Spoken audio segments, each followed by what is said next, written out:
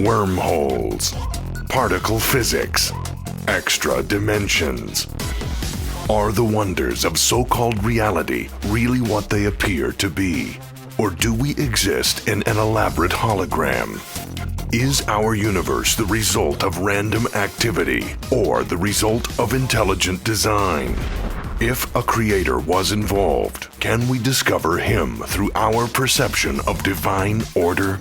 This is Into the Multiverse with Josh Peck. We're finally doing it. We're finally going to do a show on quantum field theory. We've been promising this for, 60, 70, 80 episodes or something by Probably now? Something like that. Who knows? There's 40 or 80.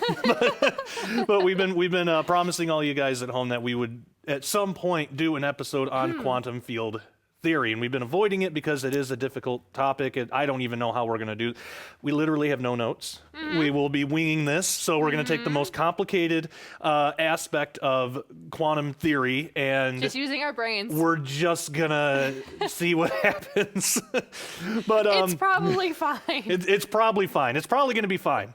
I don't know if we'll all learn anything, but we'll at least have fun not learning together. But thank you all for joining us for yet another Into the Multiverse episode. As I said before, we're going to be doing quantum field theory today, and I am in studio with my lovely, beautiful wife, Christina Peck. Yes, how are you? I'm good. How are you doing? I'm doing good. I'm excited to get into this topic, but before I do, this might be somebody's first time watching, and if they've made it this far, then that says something.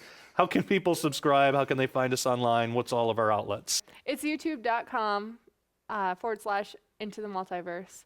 Also, if you go to youtube.com /Skywatch TV _official is another place. You can see all the different channels that we offer. Also on Roku. You're under the Skywatch TV channel.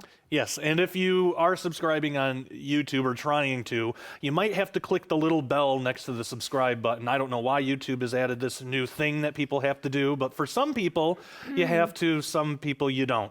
So it really all depends. But if you do see a little bell next to the subscribe button, just click that, so then that way YouTube will notify you when we upload new things. Usually our normal network program, we do Thursdays at 9 in the morning, but there are times that we have extended features. We'll have extended interviews or longer shows that go on to, maybe an hour instead of just half an hour.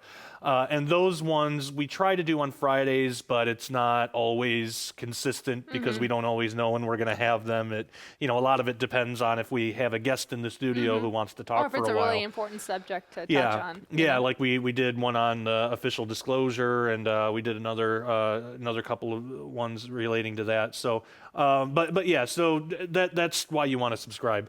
Now, quantum field theory, we've touched on it in certain episodes, but we haven't until now done just a full episode on quantum field theory because I still have yet to find a really good analogy that I like to even explain it. I remember when I was first writing and this was 2 years ago, when I was first writing a couple of the chapters to Abaddon Ascending, what became Abaddon Ascending by me and Tom Horn. This was back before we were even offered the jobs here, and I was just starting to. Goodness. So it was a couple of years ago, and I was just starting to get ideas together for that book, and I really wanted to do quantum field theory, but it was a nightmare to research and to understand because a lot of the research that's out there is for academics. It's really hard to read, and you got to have like a dictionary right next to you, and it's a difficult thing, but it's so important because it really does redefine reality as we think we know it. So basically, just the nuts and bolts of what quantum field theory says, and it won't make sense, but that's okay. Well, before I get to that, I do want to make mention that somebody might be thinking, well, if it doesn't make sense and if we don't understand it, then who cares? What's even the point of talking about it? Because surprisingly, it is the most accurate science available to mankind today. It just absolutely is. It's been verified by more experiments than any other science in the world. So if you appreciate any kind of science, this really should be the building blocks of every other science. Unfortunately, it's not. Actually, the LHC at CERN would not even work if quantum field theory was even a little wrong. I like how you say that, a little wrong. A little wrong. The machine just wouldn't work. Like if, but what makes it so phenomenal is how it does redefine reality, as I said before. Basically, reality as we know it, it's not made out of particles. Technically, particles, as we understand them, particles don't really exist. No. Not in the way that we think that they do. Right, yep. Everything is made of what are called quantum fields. And even the word field is not, it's not the best word to use, but I can't think of a better one, so I don't know who came up They're with not going to say things. quantum things. It's made of quantum things. But what makes a field and a particle different, the idea behind particle physics, and it's not that all particle physics is wrong, it's just not complete. But we're usually taught, even if it's not called this, we're usually taught particle physics in high school science, even middle school science. In some parts, yeah. Yeah, that everything that we know of, all matter is made Quarks up. Yeah, it's made up of smaller and smaller particles. So you have like this desk is made of atoms, and those atoms are made of protons, neutrons, and electrons.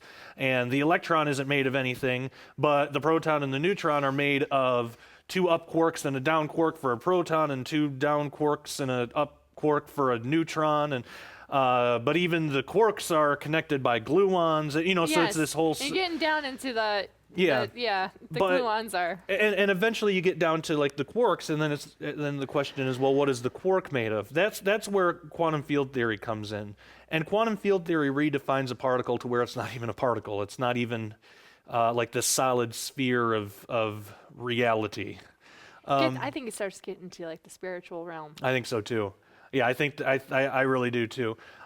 So, like as we said before, you have the electron that goes around the atomic nucleus, and the electron isn't made, as far as we know, isn't made of anything smaller. So, what is an electron? What's a photon? That's another. It's called a fundamental particle, which just means it's a particle that's not made of anything else, which again doesn't make any sense. It's the basic. Yeah, in normal particle physics, that makes no sense. How can something exist if it's not made of anything? Right. But in quantum field theory, it actually does make sense when we redefine what a particle is. So, really what a particle is, instead of being a very small piece of solid matter, what we think of as a particle is actually just a bundle of energy. A wave. Yeah, it's really more, basically wave. everything is waves in quantum fields. Now, a quantum field is something that permeates all space, all around us. You could think of the gravitational field in this way. Well, you can, because that's exactly what it is. Gravity, the gravitational field really is everywhere. It even exists in a place where gravity doesn't exist, if that makes sense. Because they have all these fancy terms, but it's because where gravity doesn't exist, where there's no moon or planet or star, or where there's not something to affect gravity in some way, they call it like a or they call it like a zero resting rate or something like that. So how to put and this is the difficulty in doing an episode like this. How do you put that in terms that like anybody can understand? The best analogy I've come up with, and this isn't perfect by far. It's full of problems, but Full holes. it is. Imagine if you're submerged in a pool of water. You could think of the water all around you as like a water field. So a field is something that it exists everywhere. You could think of a particle in the water field as like one drop of water in that water field. Now you could have other fields too. You have an air field, The bubbles. which would be the bubbles. But even when you're underwater, even though there's no air, you can still have an air field. You can still Yes. have the potential for air. Yes. So air can still exist, and when it does, you get a bubble. So you could think of that as like, a particle or something. So then you have two interacting fields. If you have a pool of water with bubbles in it, like a hot tub or something, you could think of that as like two fields that are interacting with one another. That's sort of not really, but sort of what we have. It's what you have that to go on. Yeah, and you can. And the easiest way to explain it. Yeah, you can sort of think of quantum fields like that. So, like a photon is what we and again what we think of as a particle. It's really just a vibration in a quantum field, like a ripple in the water. Yes. So. Whereas you could think of one single drop of water in a pool of water, and technically that's right, but really more accurately, if the water's moving, the waves and ripples are rippling out everywhere. Mm-hmm. So that wave is... The wave pool. Yeah. Go like the wave pool. Yeah, that in quantum fields, that wave that ripples out everywhere, that wave is the particle. Yeah. So... And it's just reacting. It's just reacting. So like the desk... while yes, it's made of solid matter as we see it, but what it really is ripples in quantum fields, different quantum fields that all exist in the same spot, same place, same time, but they ripple together to make these more complex structures, like an atom. An atom is I don't know, what do you got? Maybe 3 or 4 different quantum fields rippling together in different ways. Well, if you want to take light, the only reason why it seems bright is because that's how it's reacting with our field. Right. Here. I mean, that's an easier one to go on. Right. For those who are having a hard time following, and I that's decided fine, to throw believe me. throw you a bone here. This so is not supposed to make sense right off the bat. So if you're having a hard time following it, it's okay. It totally doesn't mean that this episode isn't for you or that you're too... It doesn't mean you're not smart enough to understand this, because this was my biggest struggle too, and it really did take months of just trying to get my head around it. But the reason is because we've been taught wrong. If we were originally taught with this would be just the easiest thing in the world. Yes. And it would make sense. I agree. It shouldn't be just set aside for those who made to make people believe that it's only for smart people. No, it's not. And it's not. Really, it makes more sense than that everything's made of particles anyway. Because if everything's made of particles, you start to reach a point where you have particles that aren't made of anything, and you have particles that have no mass. And how can that work? Like a photon. How can a photon have no mass? Well, sometimes it's a particle, sometimes it's a wave. It's not exactly right. It's actually always a wave. Always a wave. We see particles because we have limited perception and things like that. In this 3-dimensional space that is our reality. Exactly, but really, the reality is waves, and the reality is quantum fields. Well, we're going to wrap all this up. We're going to bring all this together. We're going to try to bring it home. But before we do that, hang in there. You'll want to catch the second half right after this. Newly exposed geological evidence combined with a convergence of global events have many of the brightest biblical prophecy experts convinced that the tribulation is about to begin. Learn exactly what they've uncovered and what you need to know about the imminent future in the new Coming Convergence Deluxe Special Offer. In this unique special offer, you'll receive the new, full-length, award-winning documentary film, The Coming Convergence. Plus, you'll also receive the best-selling 5-star documentary movie from Ingenuity Films, The Final Prophecies. This cutting-edge documentary, written and directed by Brent Miller Jr., is a look into biblical prophecy like you've never witnessed before. The Final Prophecies takes you on an epic journey to uncover the secrets behind Middle Eastern prophecy and reveals how devastating political, financial, and environmental change on a global scale may be closer than ever. But that's not all. Also included in this special offer, the all-time best-selling book, The Final Roman Emperor, along with the Final Roman Emperor companion DVD. A 5-part Skywatch TV special investigative report. These 2 incredible works feature guests like Steve Quayle, Tom Horn, Derek Gilbert, and others.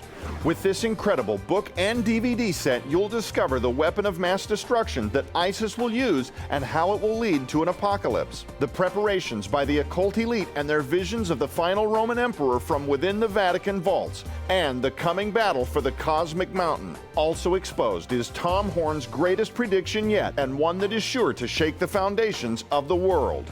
Sold separately, these items hold a retail value of $85. Yours now for only $24.95 plus shipping and handling. So understand the converging of today's global events and how biblical prophecy is unfolding now. Get the Coming Convergence Deluxe Special Offer, available now at the Skywatch TV store. Welcome back to Into the Multiverse. We are talking about quantum field theory today, and of course, this is just an absolute basic. We didn't have a solid plan even, because how do you plan something that kind of is not impossible to understand, but it's really the understanding of quantum field theory itself isn't that difficult. It's unlearning all the stuff that we've been taught our whole lives about particle physics. And that doesn't mean that particle physics is all a lie or that it's wrong. Not all wrong. It's correct. It's just not complete. Right. This is like the missing part of it. Yeah. Yeah. Another kind of way of looking at fields is if you think of everything as an interaction, even mass. So in 2012, physicists had discovered something called the Higgs boson, and it made really, really big news. But the particle itself wasn't the exciting part. I mean, that's great, but it's evidence of what's called the Higgs field. Because one thing about fields, every field produces a particle. So every particle is from a field. You can't have one without the other. So if there's this is how they know there's a graviton, even though they've never observed one, because we know there's a gravity field. Gravity, that's one of the easier fields, I think, to understand because we interact with it every day. It's all around us all the time. Fun fact about it. I just recently learned this. If the moon is directly overhead, you actually weigh less. Yeah. Yeah. Fun fact. Yeah, and I don't know how it happens. It just affects it in some way. You weigh less. Yeah. Well, it's because if the moon is further out, the gravity isn't as strong pulling on you. But if the moon is closer, then you have more gravity pulling up. It's never going to be so much that you like fly off the planet and crash into the moon.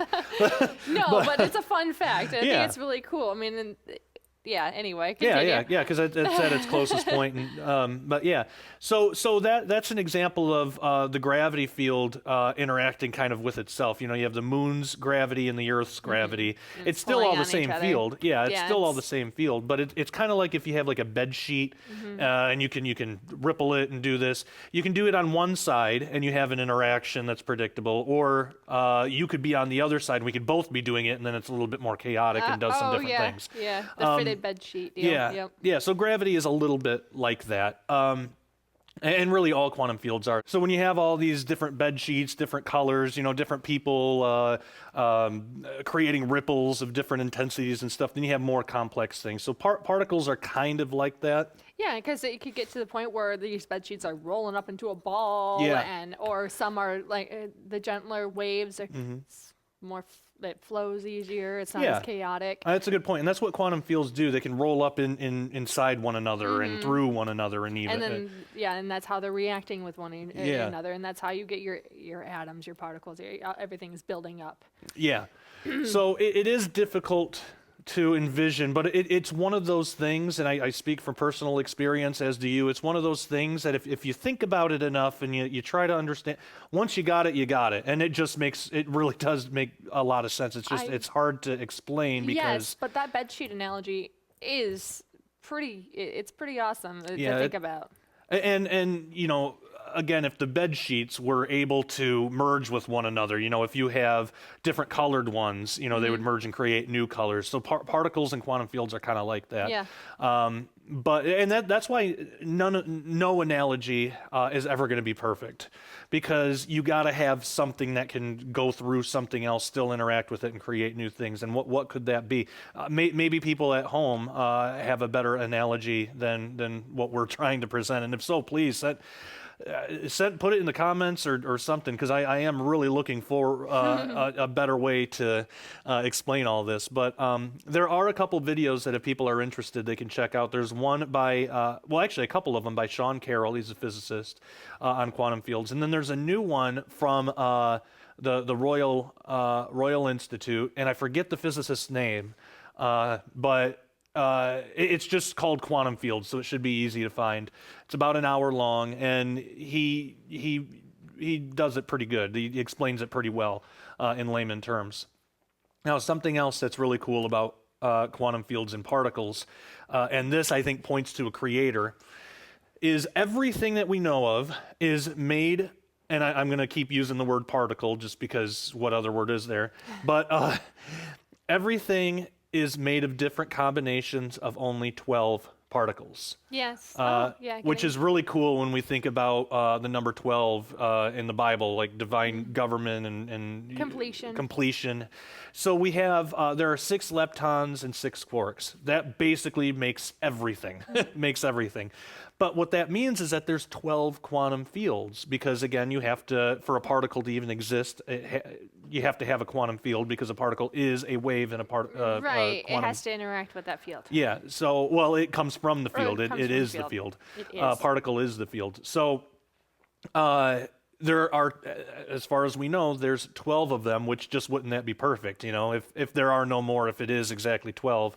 But there's at least with what we interact with every day. We were talking about the Higgs field before. When you start to think of everything, even mass, as just an interaction, it begins to make more sense. And this is why I think quantum field theory is so important, because, again, a photon isn't made of anything.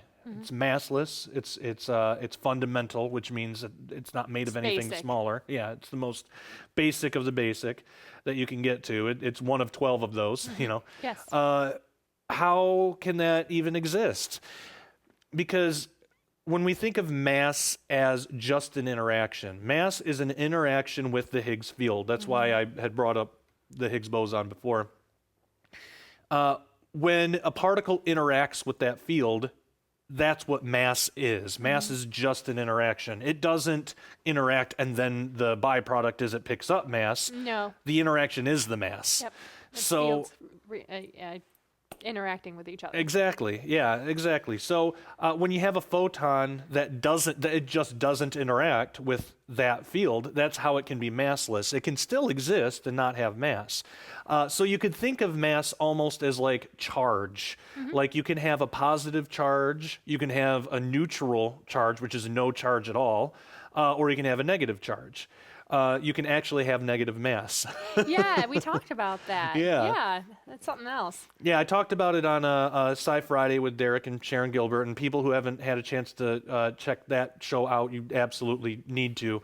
But Sci Friday is great. But even that episode, because we talked about that physicists had developed negative mass by shooting a bunch of different lasers at stuff, basically.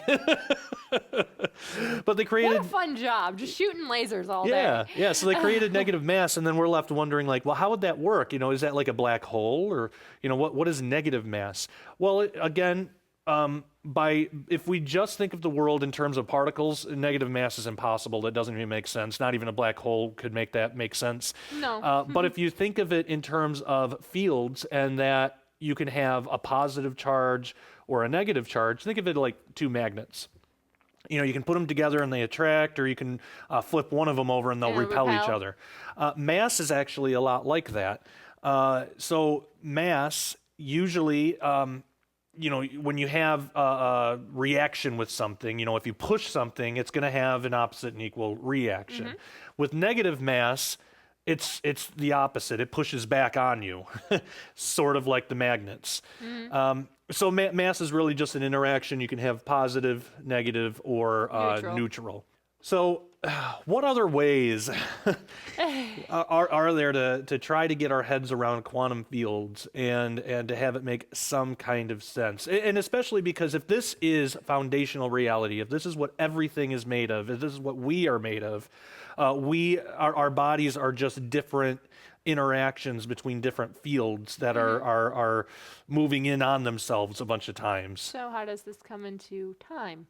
Well, right. And that's something that we've talked about in a previous episode too. Could time just be one of these fields? Yeah, it could. Because outside of time is where, you know, we talk about eternity. Yeah. And a lot of times people will mistake eternity for infinity. When we talk about eternity, we're not talking about infinity. No. Infinity is a never-ending expanse of time. Which doesn't make sense. At least not in physical reality. Now, yes, God can be infinite. He can be all those things. But eternity... That's outside of time, though. Yeah, so that's different. Exactly. Eternity is a state outside of time. So again, if there is a time field, maybe eternity is something that doesn't interact with the time field. But then how could we ever know it or observe it, or how could that relate to us? And so that of course gets into all sorts of philosophical discussions and things, but it is interesting to think about. It's deep. Just quantum field theory in itself is really deep, and I really do think like it does point to a creator, a designer, and especially with if time were a field. Yeah. And I think that there's a possibility because time is somehow linked with mass and movement and like physical like things. The faster you move, think about this. The less time it takes to get there. If time really is a field, why is it the faster you move that the slower time goes for you, yet really time's moving faster on the outside? I mean, time's moving the same, but in relation to you, it's going faster. It's something like if you go half the speed of light for what's to you like a minute, it's like 100 years or something. And that's not exactly. It's not exact, but it's that same effect. Well, that would make sense if time is a field because the more you're moving through it, the more you're interacting with it. So the more of whatever stuff that is you're going to have, so it's going to go slower for you. So it could be that time is a field, but that would also mean there would be a time particle. Yeah. There would be a particle of time. Ooh. And what kind of properties? Particle of time. Yeah, That's and there are, and I don't know enough about it because it involves a lot of math and a lot of quantum theory, but there are ways that you could predict, just like they did with the graviton, what properties a particle like that would have, like what its spin would be, like what its general mass would be if it interacts at all. Is it a fundamental thing or is it made up of other things? But the weird thing to think about is how could we observe it if it's something that might be outside of time, yet within time at the same time. Well, what a fun thought to end on. You're welcome. Yeah. Well, that's chew on that for a while. Yeah, that's just basically just a rundown of some things on quantum field theory, and of course, if you're leaving this episode totally confused, that's okay. That's to be expected because the first few times we looked into it, it was really confusing too. Now the most confusing part is how to explain it because it makes sense in my head. I understand how reality, it actually makes more sense than reality is made of particles. It's the same here. I understand it, but trying to put it into words that are relatable. Yes, it's something else. It's hard, and that's why we have not done an episode like this until just now. We were talking at home, and we finally decided, it's about time. Let's try. If we wait until we find the perfect way to explain it, we'll never do it. That's right. So for you at home, if you've got suggestions for shows, or even if you have a better way of explaining this, or any way that you think makes sense, put it in the comments section. If you're viewing this on YouTube, if you're not viewing this on YouTube, go to youtube.com/IntoTheMultiverse. Leave a comment. We'd love to hear what you think. Well, for Christina Peck and, of course, for myself, your host, Josh Peck, I want to thank you for joining us again into the Multiverse. And as always, take care and God bless.